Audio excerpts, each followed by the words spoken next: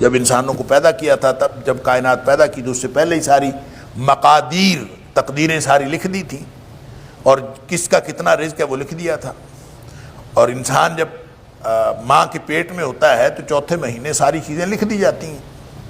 اللہ اکبر، کتنا رزق کھانا ہے وہ لکھ دیا جاتا ہے۔ اچھا، اس پر بہت سارے لوگوں نے اس کا یہ مطلب بھی سمجھا ہے اور غلط طور پر سمجھا ہے۔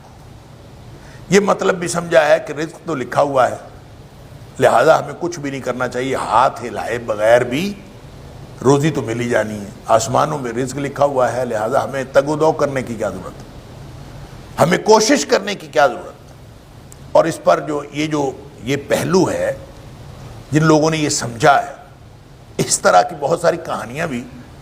امام ابن کثیر نے اپنی تفسیر کے اندر لکھی ہیں کہ فلاں شخص ایسا تھا، فلاں لوگوں کے باقاعدہ نام لکھے ہیں کہ اس نے یہ آیت پڑھنے کے بعد اس نے ساری چیزیں ترک کر دی، وہ ایک جگہ جا کے بیٹھ گیا اور بس اس نے کہا میں تو باقی زندگی یہیں گزار دوں گا اور مجھے اللہ تعالیٰ خود رزق دے گا، مجھے کیا ضرورت ہے کچھ کرنے کی، اور میں تو اللہ کی بندگی میں ساری زندگی گزار دوں۔ اور وہ وہاں بیٹھ کر وہ اللہ کی بندگی کرتا رہا۔ پھر اس کا بھائی بھی آ گیا، وہ بھی اللہ کی بندگی کرنا شروع ہو گیا، اور پھر ان کو ٹوکریاں ملی، کھجوروں کی ٹوکریاں آ جاتی تھی کہیں سے، اور وہ اس کو کھاتے رہتے تھے اور رزق بھی ملتا رہتا تھا اور اللہ کی بندگی کرتے رہتے۔ اب بے بنیاد باتیں ہیں۔ دیکھیں، اللہ رزق دینے پر قادر ہے، اس میں کوئی شک نہیں، لیکن اس نے وَابْتَغُوا مِن فَضْلِ اللَّهِ ہمیں حکم دیا ہے کہ تم اپنی صلاحیتیں استعمال کر کے حلال رزق کی کوشش کرو۔ اور انسان اگر حلال رزق کی کوشش نہیں کرتا تو اللہ کے حکم کی خلاف ورزی کرتا۔ دینا تو رزق اسی نے، لیکن اس رزق کو حلال بنانے کے لیے انسان نے کوشش محنت کرنی ہے، اور جب یہ کوشش محنت کرتا ہے تو اس کے نتیجے میں اس کو ملتا ہے، اور وہ جس طرح سے یہ کوشش کرتا ہے اس طرح کا رزق اس کو ملتا رہتا ہے۔ اور اللہ نے تقدیر میں جو لکھا ہے وہ ہمیں کیا معلوم کہ کیا لکھا ہے، وہ تو اس کا علم ہے۔ تو جو اس کا علم ہے ہم اس کے اوپر تکیہ کر کے بیٹھ جائیں تو ہو سکتا ہے اس نے یہ لکھا ہو کہ اگر یہ محنت کرے گا تو اس کو اتنا رزق ملے گا، نہیں محنت کرے گا تو اس کو اتنا ملے گا۔ اگر اس نے یہی لکھا ہو، ہمیں کیا پتا، اس میں آپشنز دیے میں تقدیر میں لکھا ہو کہ اگر یہ کرے گا، کیونکہ اس نے بتایا ہے کہ انا ہدیناہ السبیل اما شاکرا و اما کفورا، دو راستے اس نے بتائے ہیں، چاہے یہ راستہ اختیار کرے چاہے یہ راستہ اختیار کرے۔ تو جو جس راستے پر چلتا ہے اس کا جو نتیجہ اس کو ملتا ہے، اللہ مثلا دیکھیں نا، رزق تو لکھ دیا گیا، تو نبی کریم صلی اللہ علیہ وسلم نے فرمایا من احب، یا ایک حدیث میں آتا ہے من سرہ، جس کو یہ بات پسند ہو کہ ان یبسط لہ فی رزقہ وینسا لہ فی اثرہ، جس کو یہ پسند ہو کہ اس کا رزق میں اضافہ کر دیا جائے اور اس کی عمر بڑھ جائے، عمر بھی بڑھ جائے حالانکہ یہ بھی لکھ دی گئی ہے، رزق بھی بڑھ جائے حالانکہ یہ بھی لکھ دیا گیا ہے۔ کسی کا دل یہ ہو، کسی کو پسند یہ ہو کہ اس کا رزق بڑھ جائے اور اس کی عمر میں بھی اضافہ ہو جائے، فَلْيَصِلْ رَحِمَهُ، اس کو چاہیے کہ وہ صلہ رحمی کیا کرے، رشتہ داریوں کو جوڑا کرے۔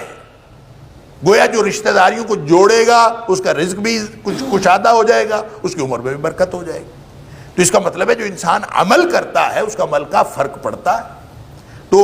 اس سے جن لوگوں نے یہ سمجھا ہے کہ آسمان میں رزق ہے تو وہ تو لکھا ہوا ہے لہذا ہمیں کچھ نہیں کرنا چاہیے، یہ مطلب اس کا مفہوم درست نہیں۔ بسم اللہ الرحمن الرحیم، السلام علیکم ورحمۃ اللہ وبرکاتہ۔ ناظرین کرام، رقیہ شرعیہ یعنی شرعی دم وہ کیا ہوتا ہے، اس کے بارے میں عرض کر دوں کس چیز کو رقیہ شرعیہ کہا جاتا ہے، اور نبی پاک صلی اللہ علیہ وسلم کون سا دم کرتے تھے جس کو رقیہ شرعیہ کہا جاتا ہے، اور کس بات کی آپ نے اجازت دی۔ نبی اکرم صلی اللہ علیہ وسلم بالعموم جو دم کرتے تھے، اور آپ کو جو دم کے طور پر دو صورتیں دی گئیں وہ معوذتین تھیں، اور نبی کریم صلی اللہ علیہ وسلم اس کے ساتھ سورہ اخلاص بھی ملا لیا کرتے تھے، اور اسی طرح جو آیت الکرسی ہے اس کے بارے میں بھی نبی کریم صلی اللہ علیہ وسلم نے فرمایا کہ اگر کوئی شخص اس کو پڑھ لے تو اللہ تعالیٰ اس کے اوپر ایک نگران مقرر کر دیتا ہے اور شیطان سے تحفظ ہوتا ہے، اور پھر وہ بخاری شریف کی حدیث جس میں حضرت ابو ہریرہ رضی اللہ تعالیٰ عنہ کسی صدقے کے مال کے اوپر بیٹھے تھے اور شیطان بار بار آتا تھا، تو اس میں بھی ذکر یہی ہے کہ آیت الکرسی جو ہے جب پڑھ لی جائے تو اس میں پھر شیطان نہیں آ سکتا، گویا وہ بھی ایک بہت بڑا دم ہے اور بہت بڑا رقیہ ہے۔ اسی طرح حضرت ابو سعید خدری رضی اللہ تعالیٰ عنہ نے جب سفر کے دوران کسی شخص کو، کسی بستی کا جو سردار تھا، اس کو کوئی بچھو کاٹ گیا تھا اور اس کو جو دم کیا تھا، اور 30 بکریاں لی تھیں کیونکہ انہوں نے ان کی مہمانی کرنے سے انکار کر دیا تھا، تو اس کو بھی جو دم کیا تو سورہ فاتحہ پڑھ کر دم کیا۔ اور نبی کریم صلی اللہ علیہ وسلم کے پاس جب آئے تو آپ صلی اللہ علیہ وسلم نے فرمایا کہ تمہیں کیسے پتہ چلا کہ یہ رقیہ ہے؟ تو اس کا مطلب ہے سورہ فاتحہ بھی رقیہ ہے۔ تو اس کا مطلب یہ ہوا کہ سورہ فاتحہ پڑھ کے دم کر لیا جائے، آیت الکرسی پڑھ کے دم کر لیا جائے، یا آخری تینوں قل جو ہیں یہ پڑھ کے دم کر لیا جائے، تو یہ بہت اچھا ہے، یہ بہت اچھا رقیہ ہے جو نبی پاک صلی اللہ علیہ وسلم نے مسنون آپ کرتے تھے۔ اور بلکہ یہ معوذتین ہیں، اس کے بارے میں تو عائشہ صدیقہ رضی اللہ تعالیٰ عنہ فرماتی ہیں جب نبی کریم صلی اللہ علیہ وسلم کا عام معمول یہ تھا کہ آپ پڑھ کے اپنے پھونک مار کے اپنے ہاتھوں میں پورے جسم پہ پھیرتے تھے۔ جب آپ کی تکلیف بڑھ گئی، بیماری جو آپ کا مرض الموت تھا، اس میں حضرت عائشہ صدیقہ رضی اللہ تعالیٰ عنہ فرماتی ہیں میں نے پڑھا، نبی پاک صلی اللہ علیہ وسلم سے پڑھا نہیں جاتا تھا، میں نے پڑھا لیکن میں نے نبی پاک صلی اللہ علیہ وسلم کے ہاتھوں پہ پھونکا اور آپ ہی کا ہاتھ آپ کے جسم پہ پھیرا، کیونکہ آپ کا ہاتھ میرے ہاتھ سے کہیں زیادہ بہتر تھا اور آپ کا ہاتھ مبارک تھا۔ تو ایک بات تو یہ ہو گئی کہ وہ مسنون رقیہ وہ عام طور پہ یہی کیا جاتا تھا، لیکن نبی کریم صلی اللہ علیہ وسلم جب مدینہ منورہ تشریف لائے ہجرت کر کے مکہ سے، تو بہت سارے لوگ مختلف قسم کے اپنے رقیہ پیش کر رہے تھے نبی کریم صلی اللہ علیہ وسلم پر کہ یہ میں رقیہ کرتا ہوں کیا یہ درست ہے، میں یہ رقیہ کرتا ہوں کیا یہ درست ہے۔ تو نبی پاک صلی اللہ علیہ وسلم مختلف لوگوں کو بتائے جاتے تھے کہ ہاں یہ درست ہے، یہ درست نہیں ہے، یہ درست ہے، یہ درست نہیں ہے۔ تو پھر نبی کریم صلی اللہ علیہ وسلم نے کلیہ قاعدہ ارشاد فرما دیا، آپ نے فرمایا ہر وہ رقیہ درست ہے جس کے اندر شرک نہ ہو۔ لہٰذا اس کا مطلب یہ ہوا کہ کوئی شخص رقیہ کے لیے قرآن حکیم کی کوئی آیات منتخب کر لے، یا نبی کریم صلی اللہ علیہ وسلم کی کوئی بتائی ہوئی آپ کی کوئی دعا وہ منتخب کر لے،